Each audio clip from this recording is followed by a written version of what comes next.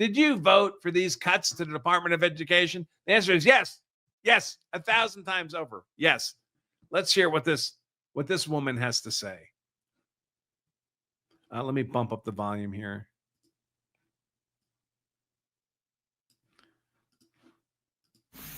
Good morning. It's Monday. I have a question for those that have voted for this administration. Did you vote for the Department of Education to be taken out? Dismantled? Did you vote for that? I'm just curious. I'm sure you wanted them to change things, but dismantling a department that helps your children and helps a lot of people. Putting it with the states is not the answer, especially if the states don't have income taxes and if they're going to start taking those away too. Like, our children will hurt for this. They want to take away abortion. If you have a baby, you got to take care of it. They don't help you there. Then you take away education support. I'm curious. What's your mastermind thought plan? And I wonder, if it's good as his, then, whatever. Have a great day. Good morning. It's Monday. I have a question for those that have.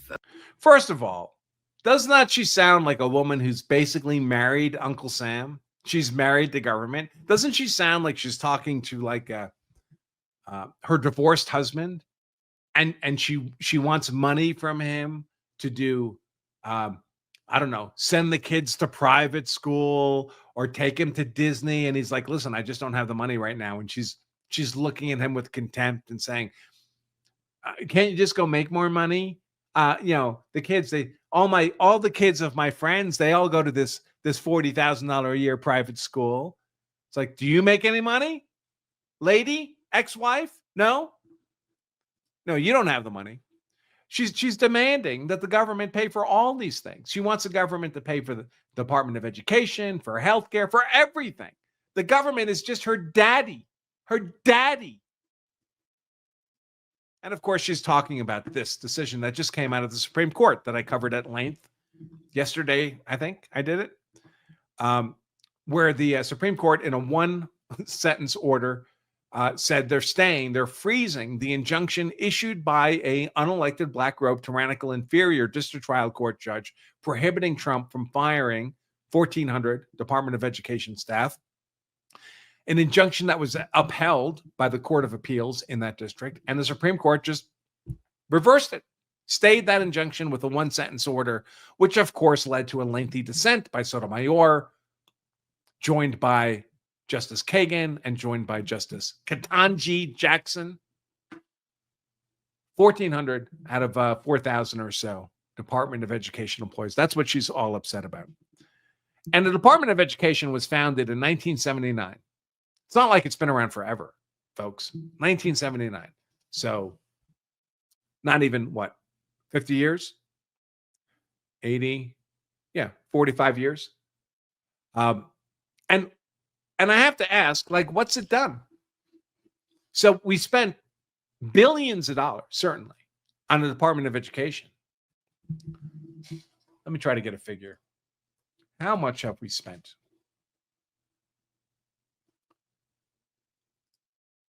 Let's see if Grok can tell me.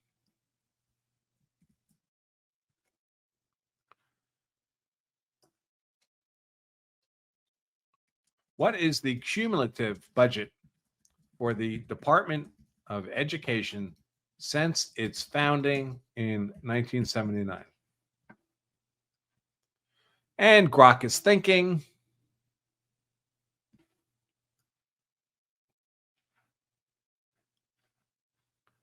Well, the first year alone, 1979, the first year alone was $14 billion.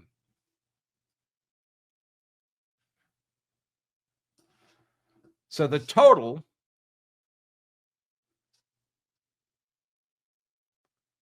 where's the total? You're not going to do the math? Grok? Okay, here it is. $140 billion. $140 billion has been spent on the Department of Education. And where'd that money go? Where did the money go? The $140 billion we spent on an agency that has 4,000 people. Well, presumably much of the money was allocated out to local schools, right? State, local schools, to make our kids smarter, right? To make our kids smarter, to provide more funding for more teachers, better teachers. Wouldn't that be the point? Not if you're a progressive fascist, not if you live for the administrative bureaucratic state, because this is where the money really went. This is just since 2000. I do have some graphs since 1970 I'll share with you as well. Since 2000, the number of students went up 5%. The number of teachers went up 10%, a little bit more, suggesting that maybe, class sizes got a little bit smaller. If you think teachers are good at teaching, that sounds like a good thing. Where did all the money go, though? Where did the bulk of the money go? Well, principals and assistants, remember, students went up 5%. The numbers of principals and assistants went up 40%. 8 times the rate of increase of students. That's where the $140 billion we gave the Department of Education, that's where it went. An 8-fold increase in principals and assistant principals. By the way, my wife has worked as a school teacher by profession. And she once worked in a vocational school that not only, it was a one school district, basically. So this was not a school district with 50 schools in it. The vocational school was statutorily in Massachusetts. It was like its own district. It recruited students from a variety of local school districts. It was one district by itself. So of course, you know what it had? It had not only a principal and an assistant principal. In that same building, that one building, was also a superintendent for the school district. The one school district that already had a principal and assistant principal also had a district level superintendent. But it gets worse than that, of course, as you can see from the red line here. Because although principals and assistant principals increased by 40%, 8 times the increase of students, administrative staff went up 100%. 100%, 20-fold, 20 times the increase of students. You know what this tells me? This tells me that the money being spent on education has nothing to do with educating students. It is a jobs program. It is a jobs program.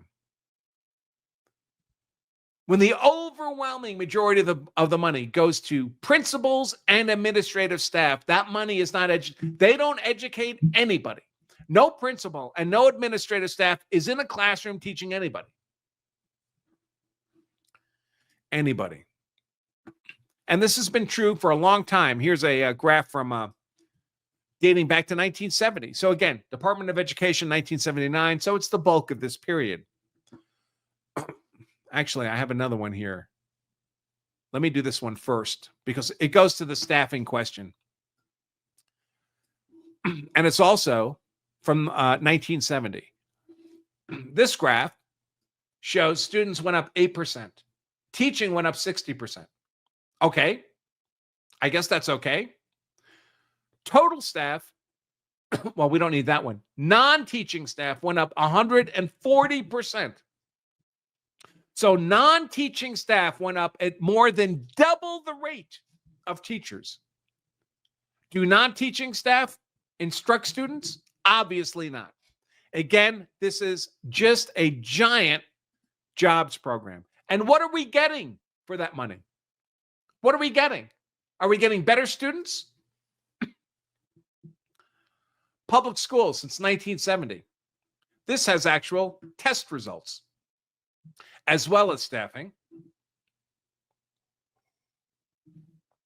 That top line there, by the way, the blue line is total cost. That's like the $140 billion we're talking about that the Department of Education has received from American taxpayers. All those lines at the bottom on that 0% x-axis. See, I have an education. Even lawyers can do graphs.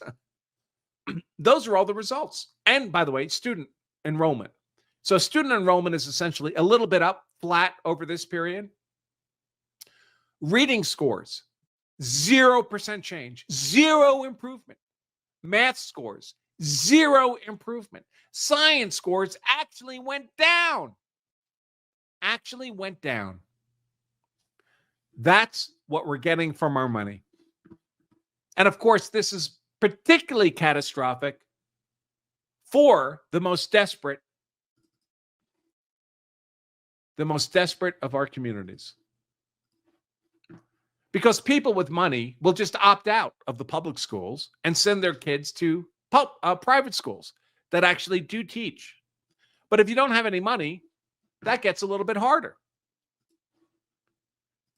And where there is no money, where the students are trapped for lack of resources, we get these kind of results.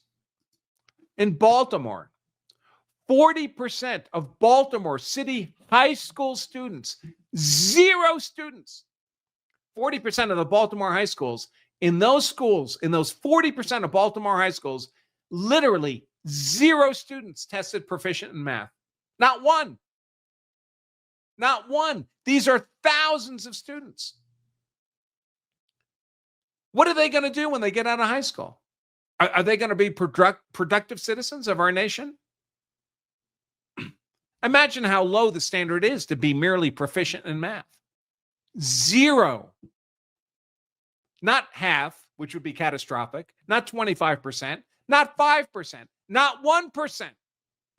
Not a single student in this 40% of Baltimore high schools tested proficient in math. You think they're not getting money? These schools are spending typically $20,000 per year per student to educate them. Of course, they're not being educated. Where do you think that money's going? It's going to the non-teaching staff. It's a jobs program. Similar story in Illinois. 30 Illinois schools all around the Chicago area, of course. 30 schools. Look at the spending, school spending per student, ranging between the low tens. The lowest is $8,000 a student. The highest is $52,000 per student. Number of students who are reading proficient, 0, 0, 0, 0. That's what we're getting from the Department of Education for $140 billion in funding. It is unbelievable. So to this woman who's bemoaning a reduction in force on the staff of the Department of Education, and for Justice Sonia, the wise Latina Sotomayor, who's bemoaning the possibility, the desire of Donald Trump to eradicate the Department of Education, which Trump has said he wants to do. For all those people, I say, I'm trying to open up this image. Dramatic pause. Drum beat. I say this. America has a better way of spending $140 billion than giving it to a Department of Education that gives us such crappy, negative results. The free feeding at the trough by these administrative staff getting fat pensions, those days are over. Rest in peace, Department of Education. 1979 to 2025, best thing we could do is eradicate that agency. But that'll take Congress to do. President Trump can't do that on his own, which means we need a different Congress, which means we need a lot more MAGA in Congress. You think any of this will change for the better if the Democrats are back in power? Obviously not. Thanks for watching this highlight segment of our full-length Law of Self-Defense live stream. If you enjoyed this content, make sure to give us a like and subscribe for more expert analysis on politics, law, and how to be hard to convict. And to watch the full-length episode of this show, just click right here. Stay safe.